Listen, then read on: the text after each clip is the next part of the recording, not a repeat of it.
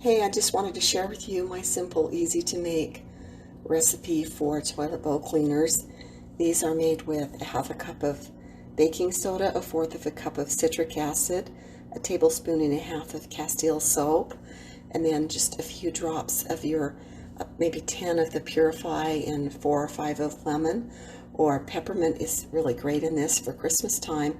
You just plop those in the toilet and it bubbles and fizzes and dissolves, and then you have cleaning. So it's not hard on the environment, super easy to make, great little gifts if you put them in a jar and make them smell sweet. The toilet bowl is a great diffuser. So give it a try, or call me if you want to borrow my molds. I just keep those little bath bombs right at the back of my toilet with a little lid on those. And then when you want to clean your toilet, you just plop them in and let them dissolve and swish around and clean your toilet.